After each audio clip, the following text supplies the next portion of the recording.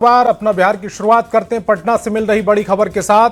अपराधियों ने युवक को गोली मारी, युवक की इलाज के दौरान मौत हो गई।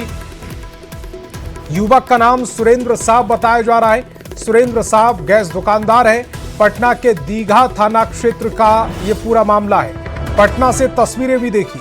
अपराधियों ने युवक को गोली मारी है, युवक की इलाज के दौरान मौत हो गई। युवक का नाम सुरेंद्र साहब बताया जा रहा है। सुरेंद्र साहब गैस दुकानदार था। पटना के दीघा थाना क्षेत्र का यह मामला है। गैस दुकानदार की अपराधियों ने हत्या कर दी। बताया जा रहा है कि सुरेंद्र गैस का व्यवसाय करता था। अपराधियों ने उसे गोली मारी और अब इलाज के दौरान उसकी मौत हो गई। धर्मेंद्र मेरे सहयोगी ज्यादा जानकारी के साथ फोन लाइन पर जुड़ रहे हैं। धर्मेंद्र, क्या कोई पारिवारिक विवाद के चलते हत्या की गई है या कोई कारोबारी विवाद था? वजह क्या सामने आ रही है? जी, इन तमाम मामलों की पुलिस के द्वारा जांच की जा रही है। बड़ी खबर है कि जो व्यवसायी गैस का व्यवसाय करते थे सुरेंद्र साहब, और उनकी गोली मारकर हत्या की गई। हालांकि इलाज के दौरान हत्या हुई। पुलिस उन्हें अस्पताल, स्थानीय लोगों के द्वारा अस्पताल ले जाया गया था, लेकिन इलाज के दौरान अभी खबर मिली कि उनकी मौत हो गई है। पुलिस भी पहुंची है, एफएसएल की टीम पहुंची है। आसपास के सीसीटीवी कैमरों से जांच की जा रही है और पूरी तरह से पुलिस जांच में जुट गई है कि क्या कारण है, किन अपराधियों, कितने अपराधियों की संख्या में पहुंचे थे, किन्होंने गोली मारी, इन तमाम विषयों की जांच चल रही है। जी, ये किस समय गोलीकांड को अंजाम दिया गया है? देर शाम की घटना है। सुरेंद्र साहब जब अपने व्यवसाय से लौट रहे थे तब युवकों के द्वारा उन्हें गोली मारी गई। अब अपराधियों की संख्या कितनी है, ये तमाम विषयों की पुलिस के द्वारा जांच की जा रही है। जी धर्मेंद्र, इस तमाम जानकारी के लिए आपका बहुत बहुत शुक्रिया।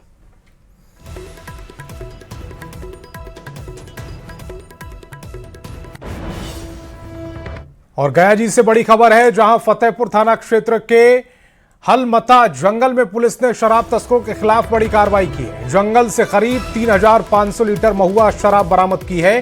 यह खेप 21 बाइकों पर लादकर झारखंड से बिहार लाई जा रही थी। पुलिस ने जंगल की घेराबंदी करके कार्रवाई की। पुलिस को देखते ही तस्कर शराब और बाइक छोड़कर मौके से फरार हो गए।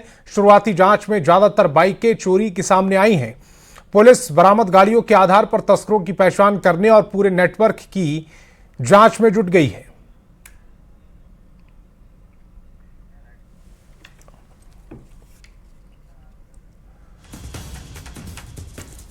तो तस्वीरें सम आपकी टेलीविजन स्क्रीन पर। पूरा ये जंगल का इलाका, जहां पर बाइक ही बाइक नजर आ रही हैं और उन बाइक पर सामान लदा हुआ है।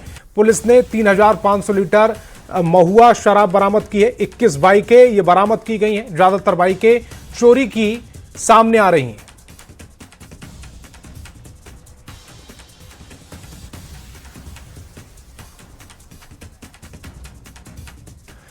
बड़ी खबर अररिया से है, जहां नेपाल बॉर्डर के फुलकाहा थाना क्षेत्र में पुलिस की बड़ी कार्रवाई हुई है। पुलिस ने छापेमारी कर 2 किलोग्राम गांजा के साथ 10,88,000 रुपए नगद बरामद किए हैं। पुलिस ने इस छापेमारी के दौरान गांजा और कैश के साथ 2 महिलाओं को भी गिरफ्तार किया।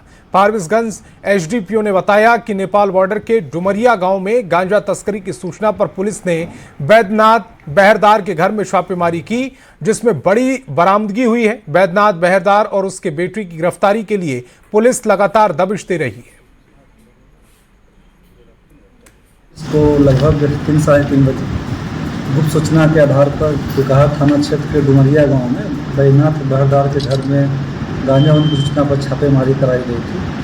छापेमारी के क्रम में लगभग 2 केजी 4 ग्राम गांजा बरामद हुआ है उनके घर के किचन से, और घर के तलाशी के क्रम में 10,88,700 रुपया भी बरामद किया गया है।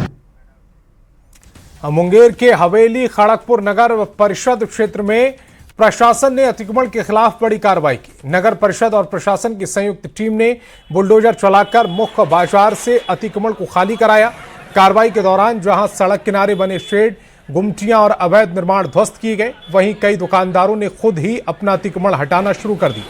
हालांकि इस कार्रवाई को लेकर कुछ कारोबारियों ने नाराजगी जताई है। परिषद क्षेत्र में बहुत दिनों से समस्या थी अतिक्रमण की, जिसको दूर कराना नगर प्रशासन का काम था, जिसको हम लोग हमेशा कुछ वीकली या 15 दिन में 20 दिन में हम लोग चलाते रहते हैं। और बिहार के पंचायती राज मंत्री दीपक प्रकाश आखिरकार अपनी कुर्सी बचा सकते हैं और इसके लिए अपनी कुर्सी को कुर्बान की है बीजेपी एमएलसी देवेश कुमार ने। दरअसल दीपक प्रकाश के बिना किसी सदन के सदस्य बने मंत्री बनने पर सुप्रीम कोर्ट ने सख्त टिप्पणी करते हुए बिहार सरकार से जवाब मांगा और कुछ ही घंटे बाद एमएलसी देवेश कुमार ने एमएलसी पद से इस्तीफा दे दिया। आखिर क्या है पूरा मामला, दिखाते हैं एक रिपोर्ट के जरिए। भारतीय संविधान का अनुच्छेद 164(4) एक ऐसा कानून जो बिना कोई चुनाव जीते किसी को भी मंत्री बनने की सहूलियत देता है। इसी कानून के तहत आरएलएम प्रमुख उपेंद्र कुशवाहा के बेटे दीपक प्रकाश को भी पहले नीतीश कैबिनेट फिर सम्राट कैबिनेट में मंत्री बनाया गया। पर इस कानून में एक पेच ये है कि ये नियम केवल 6 महीने की अस्थायी छूट ही देता है, यानी 6 महीने के भीतर अगर किसी भी सदन की सदस्यता नहीं मिली तो मंत्री पद जा सकता है। इसी अनुच्छेद का हवाला देते हुए देश की सर्वोच्च अदालत में एक याचिका दायर की गई। दरअसल 20 नवंबर 2025 को दीपक प्रकाश पहली बार मंत्री बने, बिना विधानमंडल के सदस्य के मंत्री बनाए गए। 7 मई 2026 को नई सरकार बनने पर दोबारा मंत्री बने। पहली बार मंत्री बनने के बाद 6 महीने बीत चुके हैं। 6 महीने की अवधि 20 मई 2026 को समाप्त हो गई। सुप्रीम कोर्ट में दीपक प्रकाश के मंत्री पद को चुनौती देने वाली याचिका दायर की गई। याचिका पर सुनवाई करते हुए कोर्ट ने सख्त टिप्पणी की और बिहार सरकार से पूछा कि बिना एमएलए या एमएलसी रहे दीपक प्रकाश किस अधिकार से मंत्री बने हुए हैं। कोर्ट की टिप्पणी के कुछ ही घंटों बाद बिहार में एक बड़ा सियासी खेला हो गया। बीजेपी एमएलसी देवेश कुमार ने शाम के करीब 4:30 बजे विधान परिषद सदस्यता से इस्तीफा दे दिया। सर, आपने इस्तीफा दे दिया है? मैंने इस्तीफा दे दिया। सभापति को आपने इस्तीफा दिया और सभापति को इस्तीफा देने का सर क्या कारण? बड़ा लोगों में लगता है कि मैं कोई इस पर टिप्पणी नहीं करना। देवेश कुमार ने तो कैमरे पर कुछ भी कहने से मना कर दिया। माना जा रहा है कि देवेश कुमार ने दीपक प्रकाश को एमएलसी बनाने के लिए अपनी कुर्सी कुर्बान की। इधर सुप्रीम कोर्ट ने 4 अगस्त को मामले पर सुनवाई की अगली तारीख तय की है। अब देखना होगा कि दीपक प्रकाश कोर्ट की अगली सुनवाई से पहले शपथ लेते हैं या इस सियासी पिक्चर में कोई और प्लॉट ट्विस्ट आता है। पटना से न्यूज 18 के लिए संवाददाता शैलेंद्र और रवि एस नारायण की रिपोर्ट।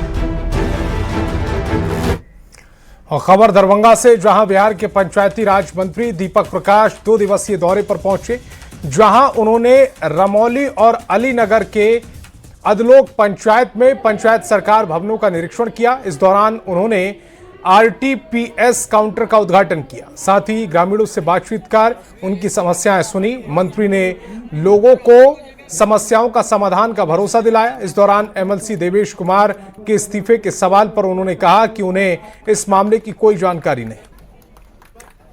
मुझे जानकारी नहीं, हम तो दिन भर आज दरभंगा में ही है, यहाँ पे विभागीय कार्यक्रम में है, तो बहुत जानकारी नहीं है और क्या किस कारण से इस्तीफा दिया उन्होंने, तो अभी मेरे पास कोई भी अपडेट नहीं है इस बारे में। और भरत तिवारी एनकाउंटर मामले में बड़ा एक्शन हुआ है। भरत तिवारी पर पहली गोली चलाने वाले एसटीएफ जवान अक्षय कुमार गिरफ्तार कर लिए गए। अक्षय की गिरफ्तारी के बाद इंसाफ की उम्मीद जगी है तो सरकार पर भरोसा भी बढ़ा है। वहीं एसटीएफ जवान की गिरफ्तारी के बाद सियासी बयानबाजी तेज हो गई। भरत एनकाउंटर मामले में बड़ा एक्शन। पहली गोली चलाने वाला एसटीएफ जवान अरेस्ट। आरा के बिलोटी गांव की ये तस्वीर 17 जून की है, जब भरत तिवारी अपने हथियार फेंक रहा था। हथियार फेंकने के बाद ही भरत तिवारी का एनकाउंटर हुआ और उसकी मौत हो गई। पुलिस ने जिस तरह से भरत तिवारी का एनकाउंटर किया, उस पर सवाल उठ रहे थे। अब एनकाउंटर के 45वें दिन बड़ा एक्शन हुआ है। भरत तिवारी पर पहली गोली चलाने वाले एसटीएफ जवान अक्षय को गिरफ्तार कर लिया गया। भरत पर गोली चलाने वाले एसटीएफ जवान की गिरफ्तारी को बड़ा कदम माना जा रहा है। गिरफ्तारी के बाद भरत के परिवार को भी इंसाफ मिलने की उम्मीद जगी है। भरत तिवारी के भाई और मां ने कहा, अक्षय कुमार ने ही 17 जून को पहली गोली मारी थी, जिसके बाद दूसरे कई पुलिसकर्मियों ने गोली चलाई थी और 5 गोली लगने से भरत तिवारी की मौत हुई थी। अब भरत का परिवार सभी आरोपी को फांसी की सजा देने की मांग कर रहा है। अक्षय कुमार पहला गोली उहे मरले बा, अक्षय कुमार। ओकरा बाद डीएसपी दूसरका गोली मरले बा। ओकरा बाद ई मलकार मरले बड़न गोली, तीसरा गोली और 5 गो उनका गोली मारा रहे। हमें तो सुनकर बहुत अच्छा लगा कि मतलब सरकार द्वारा कार्रवाई की जा रही है और हम यही चाहेंगे कि आगे भी जो भी लोग भी इसमें शामिल हो सबकी गिरफ्तारी हो और जहां तक हमारे फैमिली के द्वारा मांग है कि फांसी की सज़ा दी जाए उनको। क्या कहिएगा इस पे? उम्मीद जगी है कि हाँ थोड़ा बहुत जगी है। हाँ। अरेस्टिंग के बाद हाँ। जितना दोषी लोग है सबका अरेस्टिंग होगा। हाँ। पहले अरेस्टिंग हाँ पहला गिरफ्तारी अक्षय कुमार, इसी ने पहले गोली मारी थी। भरत तिवारी के परिवार ने कुछ दिन पहले सम्राट चौधरी से मुलाकात की थी। इस मुलाकात के बाद सरकार ने बड़ा एक्शन लिया और गोली चलाने वाला एसटीएफ जवान गिरफ्तार कर लिया गया। सरकार के इस कदम के बाद भरत के परिवार में इंसाफ की आस जगी है। वहीं भरत तिवारी पर गोली चलाने वाले एसटीएफ जवान की गिरफ्तारी पर राजनीतिक बयानबाजी भी तेज हो गई है। आज उसमें एसटीएफ सिपाही की पहली गिरफ्तारी है। जनता दल यूनाइटेड इसका स्वागत करती है। सरकार की एक कार्रवाई असली हत्यारे को बचाने वाली कार्रवाई है। क्या सिपाही ने अपनी मर्जी से गोली चला दी? असली अपराधी वो है जिसने वहां एसटीएफ को बुलाया। भरत तिवारी मामले में जो विपक्षी दल पहले से कहते आ रहे थे कि फर्जी इनकाउंटर है, उसको अब सरकार ने भी माना है। भरत तिवारी से संबंधित मामले में बिहार के माननीय मुख्यमंत्री सम्राट चौधरी जी ने वायदा किया था कि निष्पक्ष जांच होगी, न्याय मिलेगा और परिवार ने अपने एफआईआर में जिन्हें आरोपी बनाया है उनकी गिरफ्तारी होने लग गई है। भरत तिवारी के एनकाउंटर मामले की जांच को लेकर सरकार बेहद ही संवेदनशील है। न्यायिक जांच आयोग पूरे मामले की जांच कर रहा है। भरत तिवारी के परिवार का कहना है कि उन्हें सीएम सम्राट पर पूरा भरोसा है। अब इस मामले की जांच भी तेज हो गई है। एसटीएफ जवान की गिरफ्तारी इंसाफ की तरफ पहला कदम माना जा रहा है। एसटीएफ जवान की गिरफ्तारी ने ये बता दिया कि सरकार अब दोषियों को बख्शने के मूड में नहीं है। न्यूज़ 18 के लिए आरा से चंदन कुमार और पटना से आनंद अमृतराज के साथ रजनीश कुमार की रिपोर्ट। और भागलपुर में गंगा का कटाव सरकार और प्रशासन के लिए बड़ी चुनौती बन गया है। पिछले दिनों गंगा ने बिहार सरकार के पथ निर्माण मंत्री इंजीनियर कुमार शैलेंद्र के विधानसभा क्षेत्र में ऐसा रौद्र रूप दिखाया कि राघोपुर काजी कोरैया तटबंध का करीब 150 मीटर हिस्सा कटाव की भेंट चढ़ गया और ये तटबंध ऊर्जा मंत्री बुलो मंडल के आवास से भी कुछ ही दूर पर स्थित है। हालांकि जल संसाधन विभाग लगातार युद्ध स्तर पर मरम्मत और बचाव कार्य में जुटा है। इस बीच आज पथ निर्माण मंत्री इंजीनियर कुमार शैलेंद्र खुद कटाव स्थल पर पहुंचे और पूरे इलाके का बारीकी से निरीक्षण किया। मौके पर मौजूद जल संसाधन विभाग के मुख्य अभियंता और अधिकारियों से जानकारी ली। कार्य की रफ्तार और गुणवत्ता पर नाराजगी जताते हुए मंत्री ने अधिकारियों को स्पष्ट चेतावनी दी कि अब किसी भी तरह की लापरवाही बर्दाश्त नहीं की जाएगी। बिहपुर विधानसभा गंगा और कोसी के बीच में है, बिल्कुल पेट में। कभी गंगा जो है बलवती हो जाती है, कभी कोसी। तो ये तो लगातार हम लोग देख ही रहे हैं सब दिन से। लेकिन ये जो इस बार का जो ये धसान हुआ है, क्योंकि उधर सिल्ट कर रहा है, उधर मिट्टी जो है भर रहा है और इधर एकदम जस्ट ऐसे हो गया है पानी, अभी नदी का धारा ऐसे हो गया, तो प्रेशर इस तरफ बढ़ रहा है। तो जो टेक्निकल फिजिबिलिटी है, वो चूँकि खुद मैं भी इंजीनियर हूँ तो इन सबको बता दिए हैं और पूरी मुस्तैदी से काम हो रहा है। कुछ नहीं होगा, आने वाले समय में इसका सीट पाइलिंग हम लोग करवाएंगे। अब खबर पटना से, जहां बिहार पुलिस ने ADG law and order K S. Anupam ने कहा है कि बिहार नशे के कारोबारियों के लिए एक प्रमुख ट्रांजिट रूट बनता जा रहा है, जहां देश में नारकोटिक्स की सप्लाई की जाती है। उन्होंने बताया कि पिछले 6 महीनों में पुलिस ने 34 करोड़ 45 लाख रुपए के प्रतिबंधित नशीले पदार्थ जब्त किए। इस दौरान 30 एफआईआर दर्ज कर 41 तस्करों को गिरफ्तार किया गया। बिहार पुलिस में अब एक नया इकाई खुला है जो नारकोटिक्स का वर्टिकल खुला है। नारकोटिक्स का वर्टिकल पहले नहीं था, क्योंकि ये हम लोग जान रहे हैं we are in the midst of the golden crescent and the golden triangle, which are the most trafficking routes in the world, narcotics trafficking routes in the world. We are on the job. जो भी पकड़ा जा रहा है हम लोग उसका अच्छी तरह से according to the law NDPS Act के हिसाब से हम लोग उसमें कार्रवाई कर रहे हैं। पिट एंड डीपीएस का भी प्रपोजल्स हम लोग बिहार पुलिस के द्वारा समर्पित किया गया था। इसका डिटेंशन ऑर्डर्स के लिए हम लोग भी उसको कर लेंगे। और अब खबर पटना से, जहां एडीजी यातायात सुधांशु कुमार ने बड़ा निर्देश जारी किया है। अब ट्रैफिक सिपाहियों को गाड़ी रोकने का अधिकार नहीं होगा। केवल दरोगा और उससे ऊपर रैंक के अधिकारी ही गाड़ियों की जांच और कार्रवाई कर सकेंगे। उन्होंने बताया कि पटना में यातायात व्यवस्था को बेहतर बनाने के लिए विशेष प्रशिक्षण कार्यक्रम आयोजित किया गया। सभी ट्रैफिक कर्मियों को ड्यूटी के दौरान बॉडी वॉर्न कैमरा चालू रखना होगा और इसके अलावा जब्त वाहन 24 घंटे में छोड़ने के निर्देश दिए गए।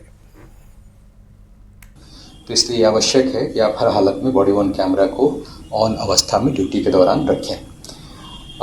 जो चौथा बिंदु है वो है प्रवर्तन से संबंधित। इसमें उनको स्पष्ट रूप से बताया गया है कि केवल सब इंस्पेक्टर या ऊपर के रैंक के पदाधिकारी ही प्रवर्तन करने के लिए अधिकृत हैं।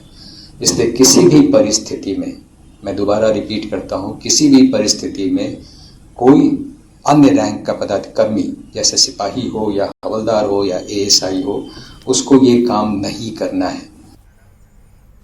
और अब खबर पटना से, जहां सामान्य प्रशासन विभाग के सचिव मोहम्मद सोहेल ने विभाग की उपलब्धियों की जानकारी दी। उन्होंने बताया कि राज्य सरकार की सहयोग पहल के तहत अब तक 5 लाख से ज्यादा आवेदनों का सफलतापूर्ण निपटारा किया जा चुका है। आरटीपीएस के जरिए 53 करोड़ 80 लाख से ज्यादा आवेदनों का निष्पादन हुआ है, जिसमें सरकारी सेवाएं ज्यादा पारदर्शी और सुलभ बनी है। लोक शिकायत निवारण अधिनियम के तहत साल 2016 से अब तक 19,38,000 से ज्यादा शिकायतों का समाधान किया गया।